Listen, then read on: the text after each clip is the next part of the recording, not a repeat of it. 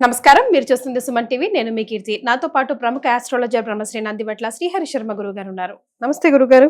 వాగర్థ వివ సంపృక్తౌ వాగర్థ ప్రతిపత్తయే జగతః పితరౌ వందే పార్వతీ పరమేశ్వరౌ.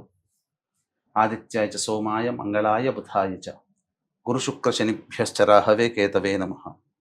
శృంగేరి జగద్గురు పీఠాధిపతులకి, కంచి పీఠాధిపతులకి నమస్కారములు తెలియజేసుకుంటూ కార్యక్రమాన్ని ప్రారంభిద్దాం. గురుగారు, ఈ రోజుల్లో అబ్బాయికైనా అమ్మాయికైనా సరితగ్గ వాళ్ళు రావాలంటే చాలా చాలా కష్టంగా ఉంటుంది.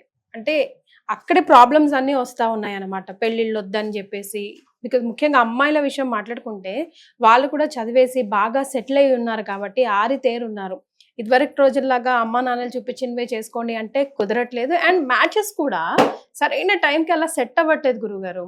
అలా సెట్ అవ్వాలంటే అంటే వరుడికి తగ్గ వధువు రావాలన్నా, వైసీ వర్స రావాలన్నా, లేకపోతే ఈ రోజుల్లో చాలా చూస్తున్నాం మనం భర్త బాధితులు కానీ భార్య బాధితులు కానీ. కారణాలు అనేకం కావచ్చును. అంటే పెళ్ళైన తర్వాత వారికి కలిసి ఉండడం ఇష్టం లేకపోవడం కానీ, లేకపోతే ఒకరిపై ఒకరికి ప్రేమ తగ్గిపోయి మరొకరి మీద ప్రేమ కుదరడం కానివ్వండి, లేదంటే జాబుల కోసం మనం ప్రొఫెషనల్గా కానో దూరంగా ఉండాల్సిన అవసరం రావడం కానీ, ఇట్లాంటివి జరిగి భార్యాభర్తలు కొంచెం దూరంగా ఉండడం, ఇలాంటి ఇష్యూస్ అన్ని చాలా వస్తూ ఉన్నాయి. ఈ రెండు ప్రశ్నలకి సరైన సమాధానం దొరకాలంటే ఏదైనా రెమెడీ ఉందంటారా? ఏమైనా చేయాలంటారా? జీవితంలో మార్పులు చేసుకోవాలా, లేకపోతే దైవ అనుజ్ఞం రావాలంటే ఏమైనా చేయాలంటారా?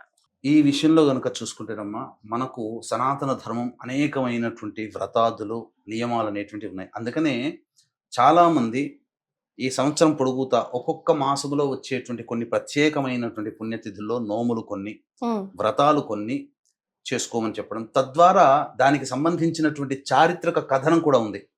ఇది పుక్కిటి పురాణం. అంటే మన వాళ్ళకి పురాణం అంటే అదేదో కల్పితమైనటువంటి గాథలు అన్నట్టుగా ఉన్నది. కానీ చాలా మంది చదువుకుంటుంటారు. విదేశాల్లో జరిగినటువంటి కల్పితమో కాదో మనకు తెలియదు, ఎందుకంటే అది విదేశాల్లో మనం పోలేదు, చూడలేదు. కానీ మన భారతదేశంలో, మన కర్మభూమిలో జరిగినటువంటి గాథలన్నీ కల్పితాలు, కథలు అని అనుకోవడం, వేరే ఎక్కడో జరిగినన్ని నిజమని భ్రమించడం ఎక్కువైపోవడం వల్ల మన సంస్కృతిలో, మన సాంప్రదాయంలో, మన ఆచార వ్యవహారాల్లో ఉన్నటువంటి మంచిని మనం గ్రహించలేకపోతున్నాము. అంటే ఇదివరకు ఎవరో ఈ యొక్క వ్రతాన్నో, లేకపోతే నోమునో, లేకపోతే ఏదైనా పరిహారాన్ని పాటించి తద్వారా ఫలితము పొందినటువంటి వాళ్ళై ఉన్నారు. కాబట్టి భవిష్యత్తులో నాలాంటి కష్టాలు అనుభవించిన వాళ్ళు మళ్ళీ నేను చేసినటువంటి పరిహారాన్ని వీళ్ళు కూడా ఆచరిస్తే వీళ్ళకి కూడా మంచి కలుగుతుంది అనేటువంటి ఆలోచనతో అవన్నీ కూడా మనము పరంపరగా చేసుకుంటూ వస్తూ ఉన్నాం. ఇప్పుడు ఇప్పటికీ కూడా మనం చూసుకుంటే వరలక్ష్మి వ్రతం చేసుకుంటున్నాం. ఎక్కడో కాలంలో 1000 సంవత్సరాల కిందట చారుమతి అనే అమ్మాయి చేసుకుంది. లక్ష్మి ప్రత్యక్షమైందని చెప్పడం, తద్వారా అందరూ చేసుకోవడం, అందరూ ధనవంతులు అవ్వడం ఇప్పటికీ ఆచరిస్తున్నాం చాలా మంది. కొన్ని మాత్రమే ప్రసిద్ధికి ఎక్కిన వాటిని మనం ఆచరిస్తున్నాం. కానీ చాలా మనకు తెలియకుండా చాలా మరుగున పడిపోయినటువంటివి చాలా ఉన్నాయి. ఇందులో అటువంటి వ్రతాలు, నోముల్లో రంభా వ్రతము అనేటువంటిది ఒక గొప్పదైనటువంటి వ్రతం. అంటే సాక్షాత్తు ఈ వ్రతాన్ని ఆచరించినటువంటి వాళ్ళు భర్తని పొందిన వాళ్ళు ఉన్నారు. వివాహం కావలసినటువంటి అమ్మాయిలు ఆచరించడం ద్వారా చక్కటి భర్త లభించినటువంటి వాళ్ళు ఉన్నారు.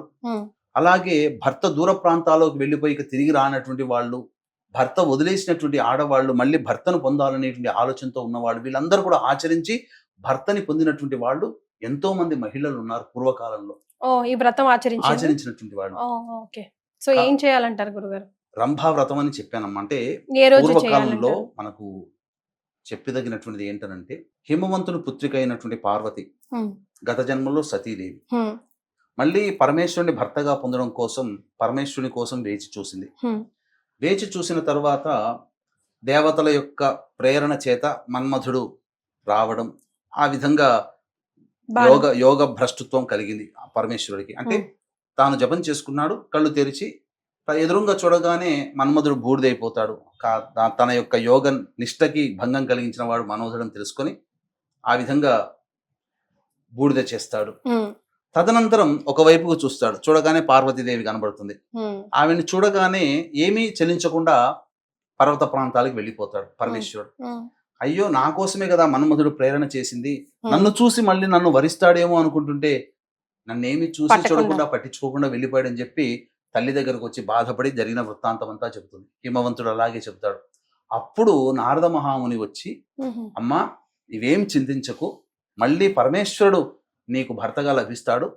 ఇప్పుడు వచ్చేటువంటి జ్యేష్ఠ మాసము మ్మ్. అనేటువంటిది తదియ రోజున సావిత్రీదేవిని ఈ కదలి వృక్ష సమీపంలో ఆ విధంగా పూజ చెయ్యి, తప్పకుండా నీకు ఆ వ్రతాన్ని ఆచరించడం ద్వారా పరమేశ్వరుడు భర్తగా పొందుతాడంటే జ్యేష్ఠ శుద్ధ తదియ నుంచి ఆషాఢ శుద్ధ తదియ వరకు కూడా ఈ వ్రతాన్ని పార్వతీ అమ్మవారు చాలా నిష్ఠతో చేసింది.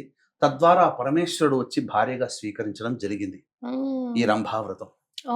అంటే దీనికి గల కారణం తెలుసుకుంటే ఎందుకు ఈ విధంగా చేయాల్సి వచ్చింది అని అంటే, రంభ అంటే రంభాఫలం అంటే అరటిపండు, కదలి అంటే అరటిపండు మ్మ్. అని అర్థం. మ్మ్. అయితే దీనికి గల గాథ గనక మనం చూసుకుంటేనమ్మా, పూర్వము అంటే సృష్టికి మొదలు బ్రహ్మకి సావిత్రి, గాయత్రి అనేటువంటి ఇద్దరు భార్యలు. మ్మ్.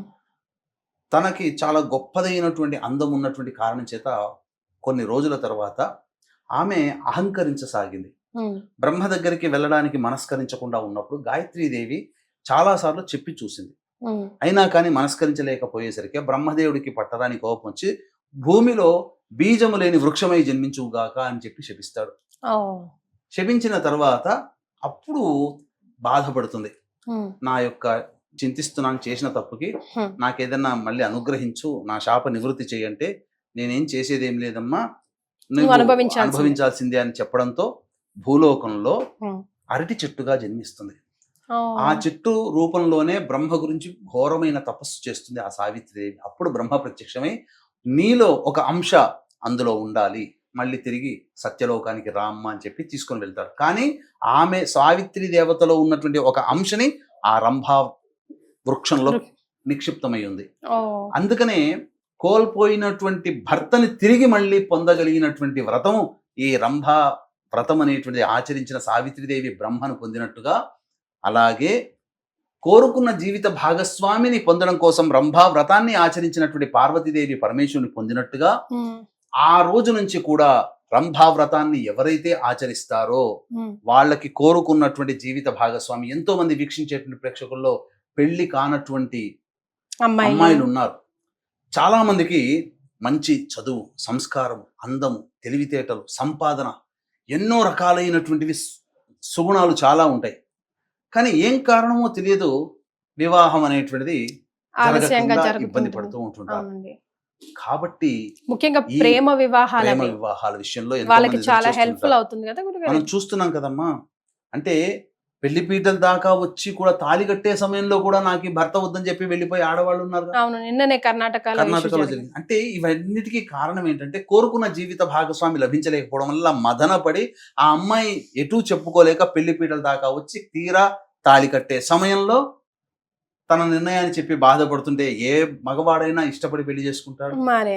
కాబట్టి ఇక్కడ ఆ రకమైనటువంటి వివాహం కాకుండా ఇబ్బంది పడుతున్న, అన్ని లక్షణాలు బాగున్న వివాహం కాక ఇబ్బంది పడుతున్న ఆడవాళ్ళు చేసుకోగలిగే పరిహారము, అలాగే భర్త వదిలేశాడు అని చెప్పి సావిత్రీదేవి ఏ విధంగానైతే బ్రహ్మ గురించి గొప్ప తపస్సు చేసి ఆ వృక్షంలోని తపస్సు చేసి బ్రహ్మని తిరిగి మళ్ళీ భర్తగా పొందిందో, అలాగే చాలామంది ఇప్పుడున్నటువంటి సమాజంలో వివాహం అయిన తర్వాత ఒకరి మీద ఒకరికి గౌరవ మర్యాదలు, ప్రేమ, ఆప్యాయతలు తగ్గిపోయి ఎడమొహం పెడమొహంగా ఉంటారు. ఒకే ఇంట్లో ఉంటారు కానీ ఎవరికి వారే యమునా తీరి.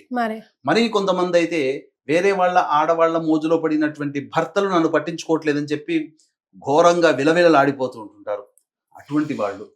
అలాగే ఎంతో మంది ఈ సంబంధించినటువంటి జాబ్ కోసమని విదేశాలకు వెళ్ళిపోతారు అబ్బాయిలు. వీసాలు రావు, డిపెండెంట్ వీసాలు రావు, ఏవి రాకుండా ఇక్కడ సంవత్సరాల తడబడి ఎదురు చూసి ఆడవాళ్ళు ఎంతమంది లేరు.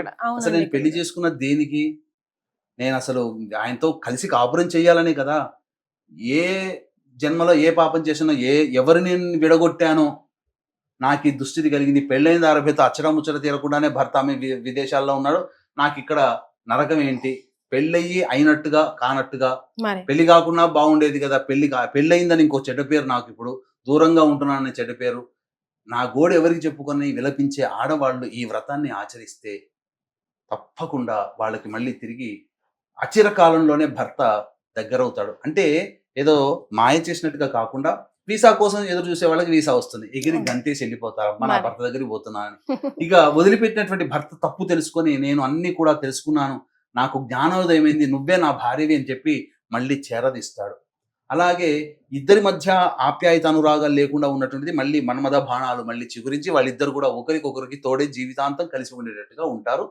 ఈ వ్రతాన్ని ఆచరించినటువంటి మహిళ, అమ్మాయి, యువతి ఏదైతే ఉంటుందో భర్తని వివాహం ఎవరైనా కానీ నచ్చినటువంటి అబ్బాయిని వివాహం చేసుకున్న తర్వాత కలకాలం కలిసిమెలిసి ఉంటారు అని చెప్పడంలో ఏమాత్రం సందేహం లేదని చెప్పవచ్చు. మరి ఏ విధంగా వ్రతాన్ని ఆచరించాలి అది కూడా చెప్పండి గురుగారు. తప్పకుండానమ్మా. వ్రతాన్ని ఆచరించే విధానంలో ఉదయాన్నే మనకు అరటి వనంలోకి వెళ్ళాలి. కదలి వనం అంటే Hmm. అరటి చెట్టు తోట. Hmm. ఇప్పుడు నగరాల్లో ఉండే వాళ్ళకి అరటి తోట వనం ఉండదు కదా, Huh. కాబట్టి వేర్లతో ఉన్నటువంటి అరటి చెట్టుని Hmm. తీసుకొని సంపాదించుకొని ఒకవైపు మనం తూర్పు వైపున పెట్టుకొని మనం తూర్పు వైపు ఫేస్ పెట్టాలి. Hmm. ఆ నాటినటువంటి ఆ అరటి చెట్టుని నాటినటువంటి ప్లేస్ అంతా కూడా చక్కగా చుట్టుపక్కల నలుచదరస్త్రంగా కూడా ఆవు పేడతో అలిగి Hmm. పంచరంగు రంగులతో చక్కగా ముగ్గు. ముగ్గులు వేసి అలంకరించి అక్కడ దీపారాధన చేసి Hmm. సావిత్రి స్తోత్రము సూర్యోదయం నుంచి సూర్యాస్తమయం వరకు విడవకుండా చేయాలి. ఆ ఒక్కరోజు చేసి అవకాశం ఉంటే జాగరణ చేస్తే చాలా మంచిది. ఓకే. లేకపోతే ఆ ప్రదేశంలోనే ఉండే అక్కడే కూర్చొని చేయాలా గురుగారు, అక్కడే లేదంటే కూర్చొని పనులు చేయాలమ్మా. చేసుకుంటూ లేదు, అక్కడే అక్కడే కూర్చొని కూర్చొని చేయాలి. ఓకే. ఒక్కరోజమ్మా, ఏం కష్టం ఉందమ్మా, ఎన్నో అనవసరంగా పోయి టైం వేస్ట్ చేసుకుంటాం ఎన్నో విధాలుగా. ఆ Hmm. ఒక్కరోజు ఆ సావిత్రి స్తోత్రాన్ని గనక పారాయణం చేసుకుంటుంటే దొరుకుతుంది, PDF లో విషయంలో దొరుకుతుంది. ఓకే. ఆ PDF లో విధంగా ఏం కొట్టాలంటారు? సావిత్రి స్తోత్రం అంటే వచ్చేస్తుంది. వచ్చేస్తుంది. ఓకే. ఆ విధంగా ఆ తదియ రోజున చెయ్యాలి. Hmm. రేపు వచ్చే 29వ తారీఖు జ్యేష్ఠ శుద్ధ తదియ రోజునే పార్వతీ అమ్మవారు ఆచరించి శివుణ్ణి భర్తగా పొందింది. కాబట్టి ఆ 29వ తారీఖు ఈ సంవత్సరం అయింది. 29వ తారీఖు తదియ రోజున చేసుకుంటే చాలా మంచిదమ్మా. ఇలా ప్రతి నెల వచ్చే తదియ రోజు కూడా చేసుకోవచ్చా గురుగారు? ఈ రోజు కుదరని వాళ్ళు, ఈ నెలలో కుదరని అంటే వాళ్ళు ముఖ్యంగా. తదియ అనేటువంటిది గౌరీదేవికి సంబంధించినటువంటిది కాబట్టి అందుకే ఆ రోజు నుంచి తదియకి అధిష్టాన దేవత గౌరీదేవి. Hmm. కాబట్టి ఇప్పుడు 29వ తారీఖు రోజున కొంతమందికి విలువైన వాళ్ళు చేసుకోవచ్చు. చేసుకోవచ్చు. వీలు కాని వాళ్ళు చాలా మంది ఆడవాళ్ళు ఉంటారు, ప్రకృతి పరంగా వాళ్ళకి వచ్చే ఋతుక్రమం ఇబ్బందులు లేకపోతే బిజీ స్కెడ్యూల్లో ఉండడం వల్ల కొంతమందికి ఇప్పుడు కుదరకపోవచ్చు. కాబట్టి ప్రతి నెలలో వచ్చే అమావాస్య వెళ్ళిన తదియ రోజున Hmm. చేసుకున్న ఇదే ఫలితం వస్తుంది. రైట్. ఇలా వివాహం కావాల్సినటువంటి అమ్మాయిలు 1 సంవత్సరం పాటు చేయండి ఖచ్చితంగా. అసలు 2-3 పర్యంతం చేయగానే వివాహం కుదిరిపోతుందని చెప్పడంలో ఏమాత్రం సందేహం లేదు. రైట్. సో ఎలాగో ముందు రోజుల్లోనే ఉంది, రాబోయే రోజు May 29th రోజే అంటున్నారు కాబట్టి ఎన్నో కష్టాలు గురుగారు చెప్పినట్టు ఎన్నో రోజులు వెయిట్ చేస్తూ ఉంటాం. సంవత్సరాల తరబడి రావట్లేదు, అవ్వట్లేదు, కుదరట్లేదు అని కోర్టుల చుట్టూ తిరిగే వాళ్ళు, లేదంటే మ్యాట్రిమోనియన్ చుట్టూ తిరిగే వాళ్ళు, వెబ్సైట్లో తిరిగేసే వాళ్ళు చాలా మంది ఉంటారు. ఒక్క రోజుని మన కోసం మనం కేటాయించుకొని చూస్తే రిజల్ట్ మీకే తెలిసిపోతుందని ఘంటాపథంగా గురువుగారు చెప్తున్నారు. ఇక్కడ చెప్పాల్సిన ఒక విషయం ఏంటంటే ఏదో మాయలాగా అబ్బాయి వెతుక్కుంటూ వచ్చి మీరు నా కోసమే కదా పూజ చేస్తుంది అట్లా రావడమ్మా. వచ్చేది ఎలా ఉంటుందంటే మనకు సింపుల్ గా చెప్పాలి, వెలుగు గురుగారు, ఏదో ఒక దారి. దారి అంటే ఒకటేనమ్మా. ఒక 20-30 సంబంధాలు చూస్తే 31 సంబంధం కుదురుతుందని మనకు రాసి పెట్టి ఆ 31 సంబంధం 5వ ప్రయత్నంలోనే మనం ముందుకు వస్తుంది. అదే అట్లా అంటే తొందరగా ముందుకు జరుగుతుంది అని అర్థం. ఆ విధంగా మనకు సమయం వేస్ట్ కాకుండా, మన ఎదురు చూపులు వేస్ట్ కాకుండా ఆ దేవత యొక్క, సావిత్రి దేవత యొక్క అనుగ్రహం వల్ల పార్వతీదేవికి దక్కిన అదృష్టంలో 1 వంతులో 1 వంతు మనకు వచ్చినా చాలు కదా. కాబట్టి పరమేశ్వరుడు అంతటి వాడినే పొందింది ఈ వ్రతం ఆచరించి పార్వతీదేవి అని అంటే, మానవ మాత్రం మనం ఆచరిస్తే పరమేశ్వరుడు రాకపోయినా పర్వాలేదు, కానీ పరమేశ్వరుడు ఆది దంపతులుగా ఉన్నట్టు అన్యోన్య దాంపత్యం. ఈ రోజుల్లో వివాహం అయిన తర్వాత అన్యోన్య దాంపత్యం లేదని అర్థం చేసుకునే అబ్బాయి దొరకట్లేడు, కూడా అమ్మాయి కూడా దొరకట్లేదు. కానీ ఈ పూజ వల్ల కలకాలము అన్యోన్య దాంపత్యంతో జీవించగలిగేటువంటి వరుడు అమ్మాయికి లభిస్తాడు అని చెప్పడంలో ఏమాత్రం సందేహం లేదు. చాలా సంతోషం గురుగారు, ధన్యవాదాలు. సర్వం శ్రీ ఉమామహేశ్వర పరబ్రహ్మార్పణమస్తు.